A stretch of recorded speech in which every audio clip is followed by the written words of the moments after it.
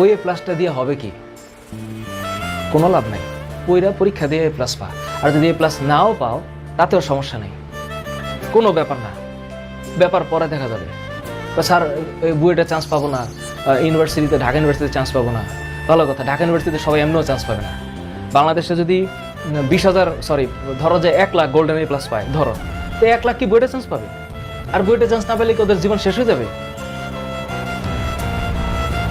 চিল, লাইফটা অনেক বড়, কোনো ল্যান্ডমার্ক নাই, কোনো ল্যান্ডমার্ক নেই। হ্যাঁ, বুয়েটে চান্স পাইলে জীবনে সাকসেসফুল হওয়ার, মানে গতানুগতিক সামাজিক ব্যবস্থায় সাকসেসফুল হওয়ার পসিবিলিটি বেশি।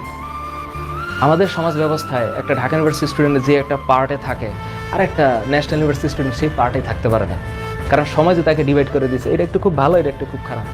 কিন্তু কে জানে ন্যাশনাল ইউনিভার্সিটির ওই ছেলে ঢাকা ইউনিভার্সিটি থেকে বহু গুণে ফাটাই দিতে পারে মারাত্মকভাবে।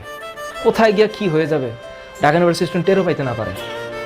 এখন ঘটনা হচ্ছে আমরাই আসলে এখানে ডিভাইড করে ফেলছি। হ্যাঁ, ইনস্টিটিউশন ম্যাটার। ভালো স্টুডেন্ট ভালো জায়গায় পড়বে, ভালো জায়গায় স্টুডেন্টই ভালো হবে, সত্য কথা। ইনস্টিটিউশন ফ্যাক্টর, কিন্তু ওই স্টুডেন্টই, ওই ইনস্টিটিউশনই একমাত্র সলিউশন না, আরও সলিউশন আছে জীবনে।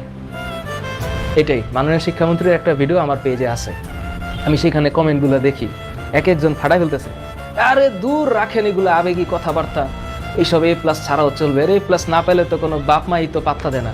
ওইসব বাবা মাই তার একটা প্রবলেম, ওইসব বাবা মাই তার একটা প্রবলেম, কারণ এইসব বাবা মা বাচ্চাদেরকে মেন্টাল টর্চার করে।